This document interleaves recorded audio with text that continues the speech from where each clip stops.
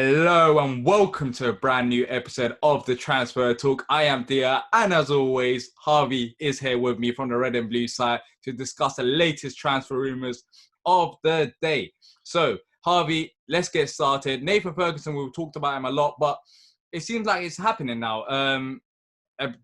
According to The Athletic, he's set to join Palace next month, and there's lots of finances involved. So I thought we'll go through it.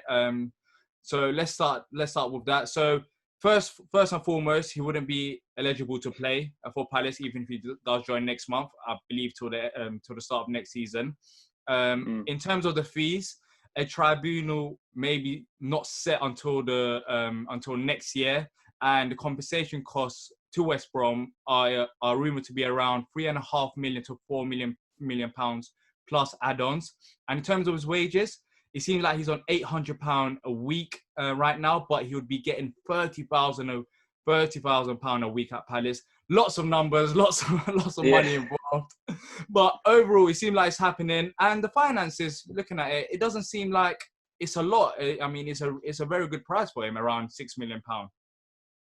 Yeah, as you said there, first and foremost, I think it's just great news to hear that it's everything we've seen and what we've hoped is starting to look like a reality. All the heartbreak that he had in January when he had the injury that stopped him being able to make the transfer earlier.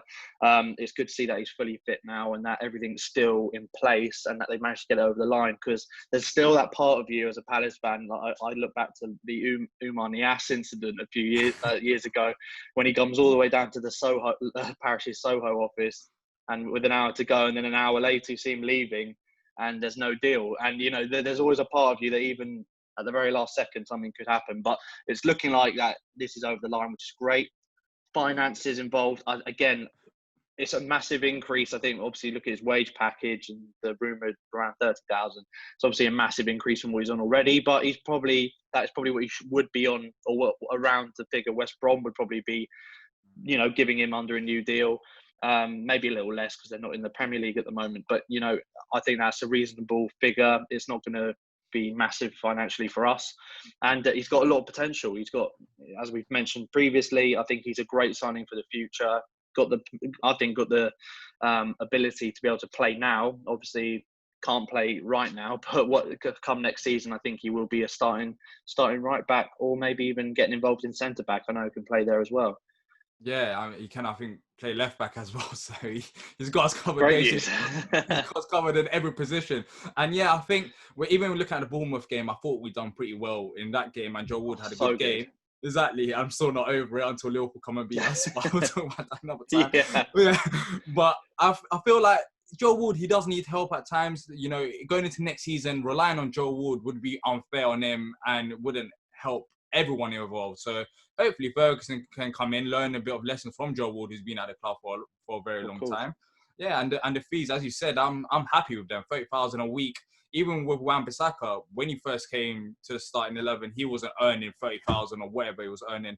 He got a new wage bonus as soon as he went to the starting lineup. So it's normal. It's normal for young players to get wage bonuses like that. And it's a great point you make about him coming and working under or alongside Joel Ward, a player because you look at the squad now, and yes, it's aging, but on the flip side, when the young players do start coming in, the amount of players that we've got now that are of that age where they'll be mentoring these younger guys and are loyal players to the club. You think Ward, how long he's been here now? He's coming almost at a testimonial. He's almost at 10 years now. Even players like Maka, who just had his 200th appearance for the club, and has been an amazing servant for the club. There's so many players who are playing Wilf, obviously, if he's still here, that have been there for a long time, despite being quite, getting to the age where they're looking to move on. They are players that would be massive for the younger players coming through. Yeah, 100%. We've got experience at the club. This is a great time for Ferguson to join the club, and you never know, maybe European football. I don't want to jinx it. I don't want to dare to dream. Exactly. All right, let's move on to the next player, Jonathan David, a Canadian striker who's 20 years old.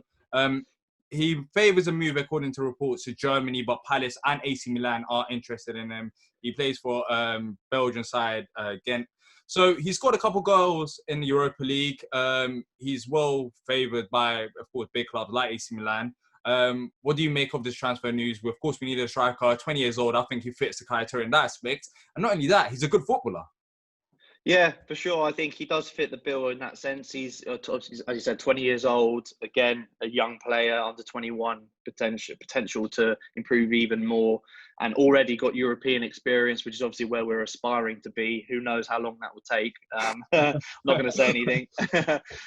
But, you know, with players like that, if you start getting those players with that experience into the squad, you're slowly going to start building and improving with the long-term aim of getting to that European spot. So I think that it definitely fits the bill and the criteria that we got to look at now for signings. And we've mentioned it so many times, but young, hungry players who've got experience at a good level and fit the bill. And as you mentioned, yeah, I think that he's definitely brings something different up front. We mentioned Iheanacho before, how he would bring something different. I think the same with David. He's a bit more physical than someone like Ayew, quicker as well. I think that he had something different, and that's important, and to have that variety up front. So yeah, I think he definitely fits the bill. Yeah, I've just had a howler. I just mixed up my notes. He's not actually AC Milan. I'm not interested in him. AC Milan is interested in the next player. It seems like only Palace are interested in signing him right now. So ignore the AC Milan. Ignore the AC Milan part. I'm a bit rusty still. The next player, Bromby midfielder Anis Ben Slimane, 9 appearances he's had for the club this season, and reported back in March, it was suggested that the club were looking at around £4.5 million bid for him. He's a midfielder, can play both attacking and defensively, and the club's linked with him, AC Milan, and not only AC Milan, other reports suggested the likes of Arsenal as well. I guess he won't have much game time there, and the fee for him, around £4.5 million, is fair enough for him, I reckon. What do you make of the transfer news? Do you think that would be a good one for Palace? True. It does sound like he's the sort of player that will just slot straight into the academies of those teams, though. He's not exactly going to be slotting into the first team of Arsenal, AC Milan. He's a player who's got potential, again, and is more likely, as you mentioned, to play for a team like Palace. Again, though, I think midfield, we're quite stacked in that area.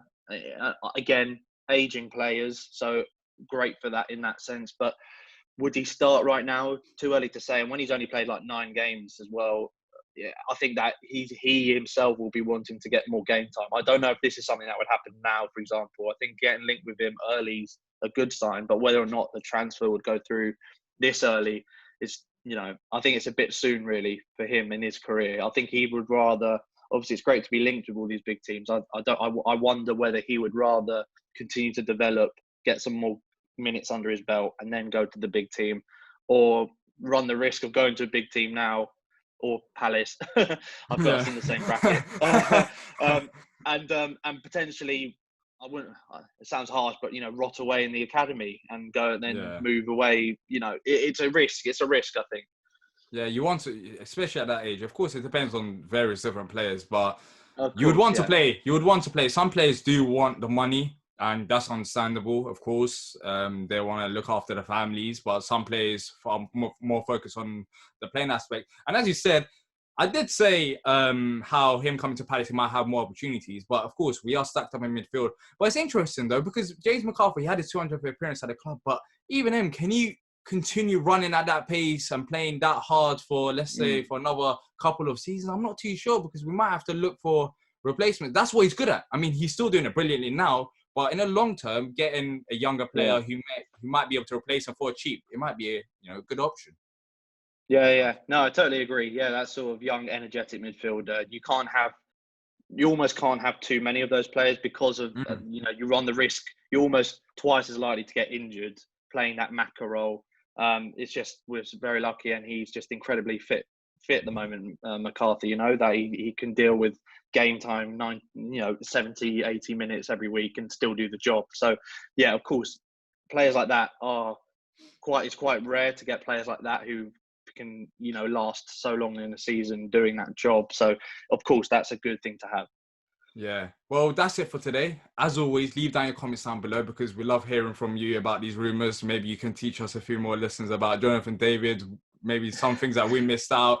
And also Soleimani, if you have watched him play. I haven't watched him as much, of course. I'm going by the reports. But yeah, leave down your comments down below, and hopefully you've enjoyed the video. Make sure to leave a like and subscribe.